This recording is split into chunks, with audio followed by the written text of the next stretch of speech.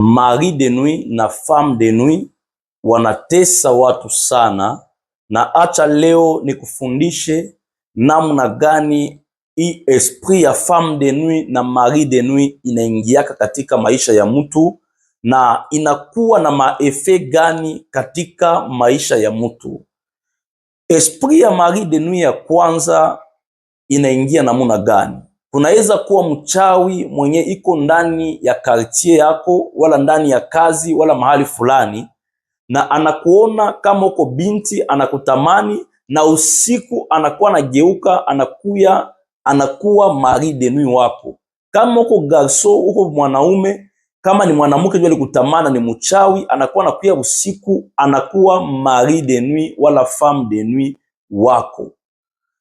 Ya pili inakuwa wakati yenye tunazalaka mtoto, unakutana kama ni mtoto mwanamke iko na tate yake wa mwanaume, tunakuwa tunasema gisi huyu ni bibi yako. Wala kama mtoto ni mwanaume, banakuwa nasema iko bwana wa tate yake. Kama ule tate alikuwa muulimwengu wa giza, wakati ule tate anafariki, esprit ya ule tate inajuaka gisi niko na mwanamke, na ule mtoto anakuwa na mari de nuit wala femme de nuit kutokana na ile mlikuwa nasemaka iko bwana wala bibi ya tate yake. Tate yake kama haiko mchawi haizi kuwa mari de nuit wake, lakini kama iko muulimwengu wa giza. Na watu wengi wanateswa na esprit za femme de nuit za mari de nuit zilitokea wakati walikuwa watoto, na inawezekana naone ziko naishi na hii esprit ya mari de nuit femme de nuit ilitokea na we na uko mtoto. Esprit ya tatu ya femme de nuit na mari de nuit ni maesprit zinatokaka muulimwengu wa giza, kuzimu, juu ya kukuya kufanya tendo ya ndoa katika usiku na wanadamu. Kama ulishaka lala unalota uko nafanya kitendo kya ndoa, uko mwanaume uko mwanamke, usineglige ile ndoto, haikuwake ndoto kawaida. Uko mwanalotaka analamuka busubuhi anasikia anachoka. Kuko manalota analamuka busubuhi anaona tu ile maefe kumwili yake. Bien-aimé dans le Seigneur, unakuwaka ulifanya kitendo kya ndoa na mwanaume wala mwanamke wa giza.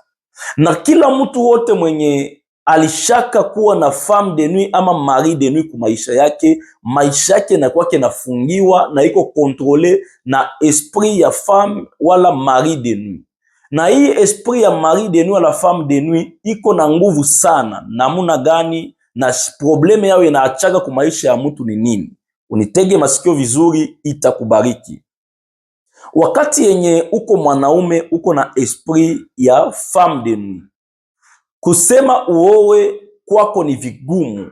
Njo unaweza ona jeune garçon wa mzuri me anaharibikia mubulevi, anaharibikia mukuvuta bangi. Juu ya nini? Ile esprit ya femme de nuit inampashwa haribisha ule jeune garçon de façon ke kusikwake mwingine wa kumupenda wala sikwake mtu mzima wa kusema aowe juu abakie naye ye peke. Wala kama unajaliwa na neema unaoa uko deka, ile esprit ya femme de nuit inaweza oa bibi mwenye unaoa, kwa sababu banakuwa babibi bawili, bibi wa ulimwengu wa roho na bibi wa kimwili. Ile esprit inaweza oa bibi yako. Kama ikuwa bibi, ile esprit inatia kama mwanamke kiburi, unakutana bibi hakuelewe tena, bibi anashindikana, ile esprit na mtravaye mpaka siku moya anaamua kufunga bitu, anarudia kwao. Esprit ya mari de nuit kubanamuke, kama uko jeune fille, uko jeune mama, uko mama, leo nakutana ba jeune fille ba mingi habaolewake tena.